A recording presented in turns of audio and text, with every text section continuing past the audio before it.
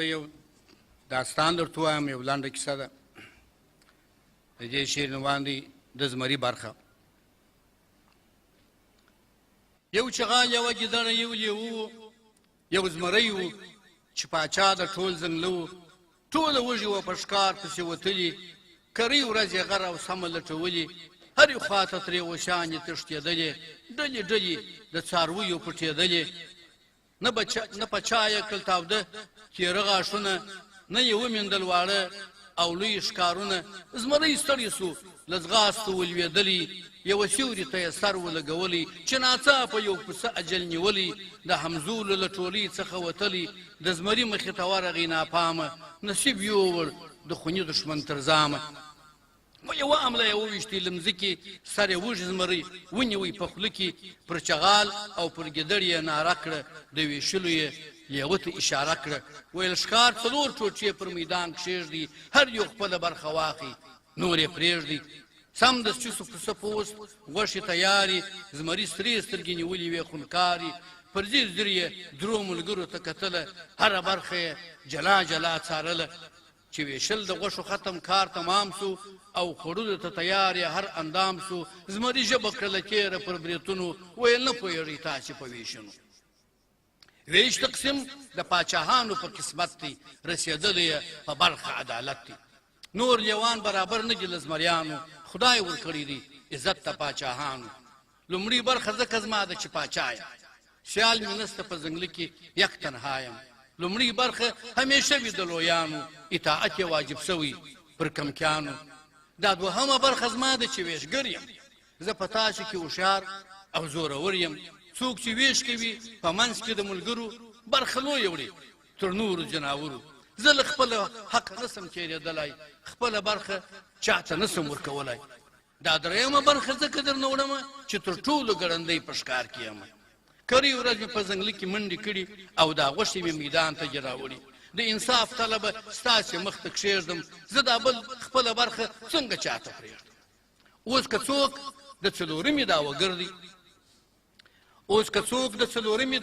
دی، او په تاسې کې تر ټولو زورور دی، نو دې پښه وهي هغې برخې ته نږدې کړي، په پستو غوښو دې خپلې زامې سرې کړي.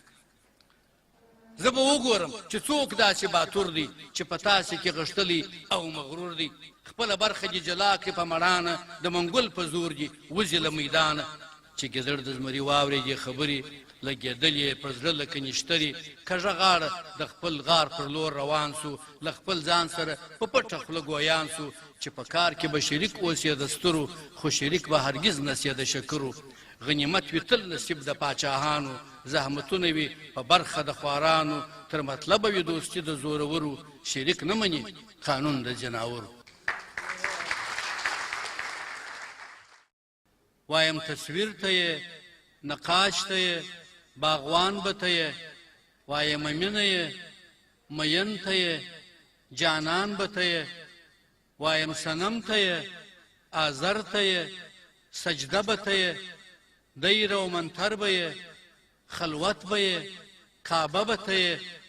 د مینې اور به یې، لیلا به یې، مجنون به ته یې.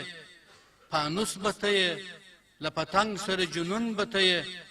هغه به ته یې چې له نوره دې جهان ښکلی دی. ورځ دې رنګینه ده، له ستورو یې اسمان ښکلی دی. هغه هم ته یې چې خپل نوم دې پر منصور ایښی دی.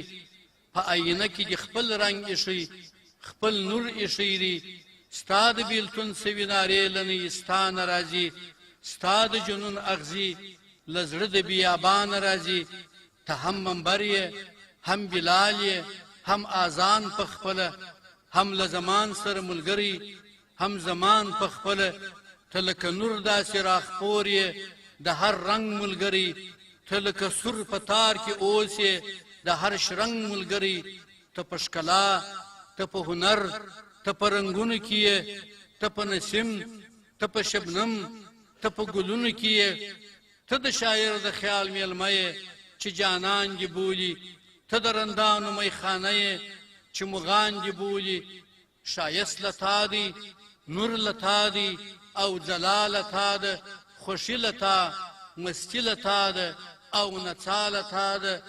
د جنت د جنتي خوبونو شپې مستې شیبې له تا دي تسبې له تا دي د خیام ډکې پیالې له تا دي ته له سرور ته له مستۍ ته له ښکلا سره یې ته لکه شمع په پانوس کې له بورا سره یې خو چې ورځ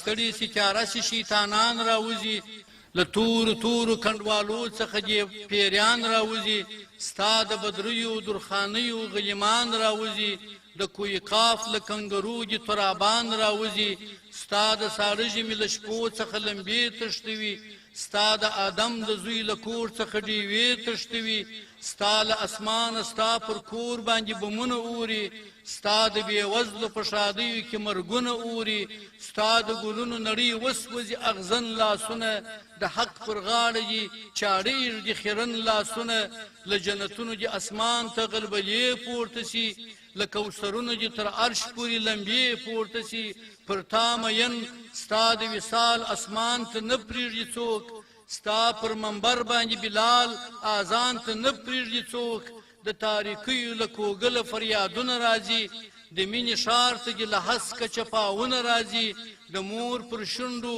الله سندره سره لمبه سي د ماشوم ستوني کې وروستۍ چغه تغمه سي کشکې ستا تر پسرلیو خزان نه راتللی د بڼ مرغۍ دي د ښکاریانو غشو نه ویشتلی چې تل رنګینه له ګلونو وای ستا ښکلې نړۍ د ماتمونو وای بېغمه نازولې نړۍ چې ستا په ښکلي لاس جوړ سوی باغ سمسور وای مدام د ښکلي پیغلې پر تندي اوربل راخپور وای مدام تل دې منصور د حق له چغو مستانه راتللی تل دې خیام په لاس د میو پیمانه راتللی تل دې د مینې په جنون کې افسانې جوړېدای تل د شیرینې په ګریوان کې ترانې زنګېدای تل مسېدلی خپلو میندو تماشومې خولګۍ تل یې وهلی پر بیدم ځکه نازکې پاپۍ خو یوه ورځ به ورته ګورو چې بهار به راځي باغ به سمسور وي په ګلونو کې ملیار به راځي لمر به د مځکې له کنجونو وي تیارې شړلي د فرشتو پوځ به زامن وي د شیطان وژلي زموږ په کیږدۍ کې به وي بل د پیشلمي اورونه پیغلې به اوري د بوډا نیکه زاړه نکلونه د عمر پیټۍ د مظلوم د اوږو بار به نه وي پرته له تا په دې نړۍ کې بل بادار به نه وي نه به د چا په خوښۍ ساندې ګډولی سي څوک نه به د چا پر کور اورونه بلولی سي څوک پر انارګل باندې به وایي شالمار سندري له تورو غرونو به راځي د یک هزار سندري جهاني موږ د هغه وخت په انتظار کې اوسو د خپل کاروان را رسېدلو ته په لار کې اوسو